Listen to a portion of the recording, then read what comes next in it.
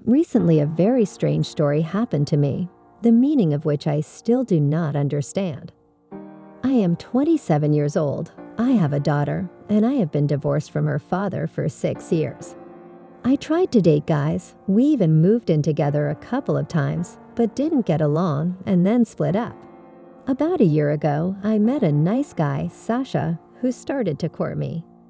But at that time, I was with my boyfriend, so we became friends. We lived close to each other. I lived on the boyfriend's property. We saw Sasha sometimes, we talked, but nothing serious, although I knew that he liked me. Some time went by and I realized with the guy I was living with that we didn't really get along. As my apartment was occupied, we agreed that for the time being we lived as roommates. We paid the rent together, and as soon as they moved out, I moved in. In general, we parted amicably. Sasha found out about it. He started to take care of me more actively, offered to help. He was not embarrassed by my having a child. So we communicated for 2 months. Then he suggested that we spend the evening drinking wine, etc. I thought it wasn't a bad idea and went to his place on Friday. We talked and drank. I told him about my life, and he told me about his.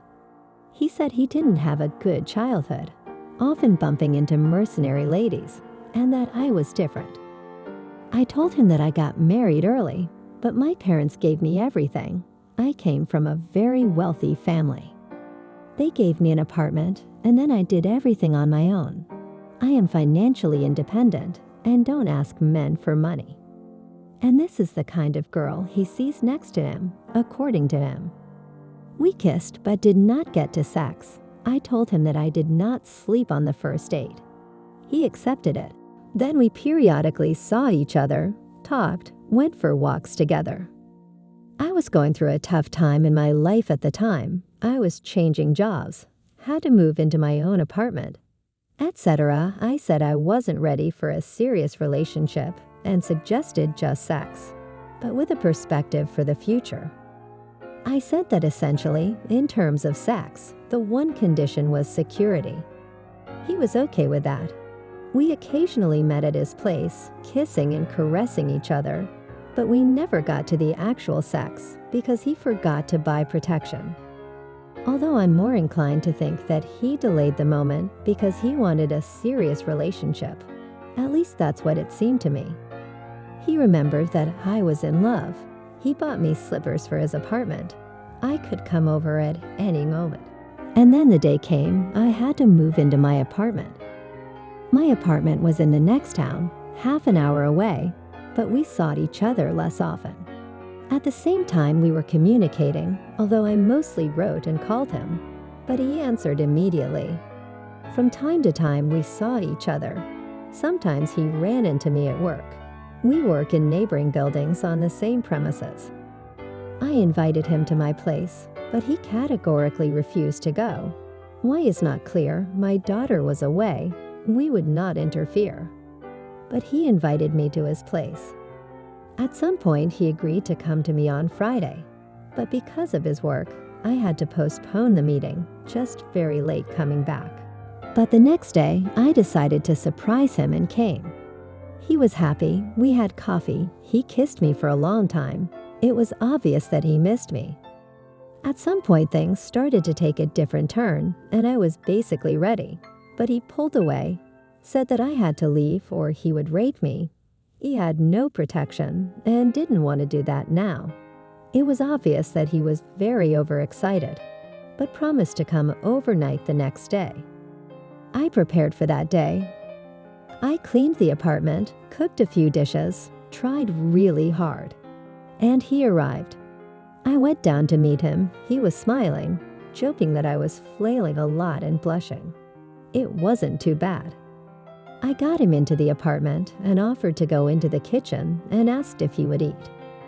He refused and asked for water. I offered to show him the apartment, and he refused. Almost as soon as he stepped through the threshold of the apartment, he became very tense. My apartment is in the center of the city, not in Moscow, with a very good repair, which was made by my father. Wood fireplace, marble windowsills. The apartment is good, but not really mine. My mother did everything to her taste, and I just did not ruin it, as most of the apartment is idle. And I've almost saved up for my own, which I will do for myself. And this one was planned to be rewritten to my daughter at her 18th birthday. But that's not the point. Sasha was acting strangely, staring at his phone, and was very tense. I offered coffee, he said yes, but he preferred instant coffee, even though I have a coffee machine. I offered to have dinner again, but he said that he had eaten at home. I had prepared so many dishes for nothing. I said that I'd better eat then. I offered him some wine to take the edge off. He agreed. I poured a glass, ate a little. I hadn't really eaten anything all day, so I needed to. Took the glass and sat down with him. He took just a sip of wine and went on drinking his coffee. I watched him, but he was just staring at his phone and watching some videos. I tried to pat him on the back like I used to do, but it was like he was electrocuted. I asked what happened, but he said he was surprised. But he was really tense, though usually there was excitement, but we felt relaxed. He said he had a headache. I laughed, which is usually a woman's excuse, but he refused the pill. I drank another glass. He kept looking at his phone. I thought he was waiting for some action from me and tried to kiss me. But he pulled away and said that now was not the time. I was surprised, but I pulled away. We sat in silence for about 15 minutes, and I asked him why he was so tense. Sasha said he wasn't comfortable in other people's space. I said it was my apartment, and there was nothing wrong. No strangers were coming, but he abruptly started packing up to go home. It was 11 o'clock outside, the rain was pounding, and he decided to leave.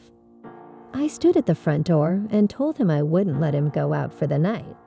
He got dressed anyway and told me to let him in. I asked him what I had done wrong. He just gently dismissed me and ran off. At least that's what it looked like from my side. I tried to call him, but got voicemail. I texted that if it was so uncomfortable, let's call a cab and go to him. All I got was, no need. I was totally shocked. I called a friend and her husband. We sat and drank wine. The friend didn't understand Sasha's reaction. Her opinion was only that he saw the apartment and thought that my demands can't be met. Although I provide for myself and don't ask for money, and he knew it. And like a coward, he fled. Her husband said that maybe I did something wrong, or he was offended by a phrase or action, although I did not do anything special. He said that now it is better not to call Sasha. If he wants to explain himself, he will call. We sat together until 2, and then we left, and I was still in a state of confusion. In the morning, we accidentally ran into each other at one stop. When he saw me, he frowned. I said hello, and so did he, but then he walked right away. Although I did not plan to clarify the relationship, he went to the other end of the bus and stared at his phone the whole way. And then he got off at the bus stop before our work. Basically, he just avoided me. I was ready for any outcome of the evening, sex talk or the opposite, that he would say that the relationship already does not want. But this is the reaction, where without any explanation just ran away, not expected exactly. And why he did it, too, I do not understand. My husband named my daughter after his ex-girlfriend. I have been married for 10 years. A strong, happy, friendly family. My husband is reliable, smart, handsome, well-mannered. He does not earn much money, but he tries. 3 children, a boy and 2 girls. I don't work. If we don't have enough money, my mother helps. She has her own business. My husband's parents have their own. Only they love not my husband, but his older brother more. They all work together, and it's always the older brother who gets the best bits of work.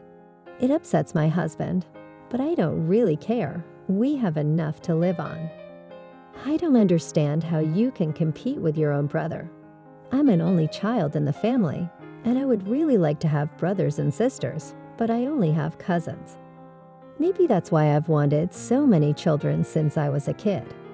Childbirth is easy for me. I get in shape quickly. I have never put on extra weight. I look attractive and take care of myself. My husband supported me in my desire to create a big family. He took care of kids with great pleasure. Everything was great with us. From minuses, only that it is necessary to pay the mortgage for an apartment. We got tired of living in rented apartments, and we bought a 2-bedroom in the city of my husband, where we live and work. So we have to save money. And now, at the stage of birth of our 3rd daughter, there was an unpleasant surprise. My husband, as always, was happy about the baby, supported me during the pregnancy. Everything was fine. And then, when they began to decide how to name a girl, he offered to name her Sophia. This, they say, is his favorite name. I was not against it. So we named her. And then I accidentally found out that the name of his first love was also the name of another girl he liked a lot. I mean, I knew about these girls in his past, but I didn't know what their names were. My husband told me a lot about his first love, who he had been in a relationship with for 5 years before me, the first year after we got married. And then they broke up. I think she traded him for someone else. She was his first, and I was his second in terms of intimacy. He was attracted to a few other girls, but never got to a relationship or had intimacy with them. One of them was particularly memorable for her cockroaches and unpredictable nature. He kept saying that he was glad I was so calm and reliable, not like her. She still told him she loved him first, but he rejected her because he had already met me. Well, and she already congratulated him after our wedding on the holidays. He showed no interest in communicating, and she stopped writing. My husband didn't want to tell me their names. But the other day, his brother's wife let it slip. While talking to my husband about our daughter, she remembered that his first girlfriend's name was Sophia too, and that it was such a rare name. He replied that he had a Snijana at work, too, so it wasn't that rare. I then asked him what kind of Sophia he had at work. He replied, the one who confessed her love for me, and I turned her down. Now I want and think that one of those girls he has not forgotten still remembers and loves. I wanted to get some advice. From the outside, you can still see better which of these two could be. And is it really possible that a man named his daughter after an ex? I thought that only women do that. And then why didn't he name his first daughter after an ex? Doesn't that mean that he is now having an affair with this girl again? I am tormented by jealousy. I do not want to talk to my husband yet. I just hate the name of my youngest daughter, but you can't call her by any other name.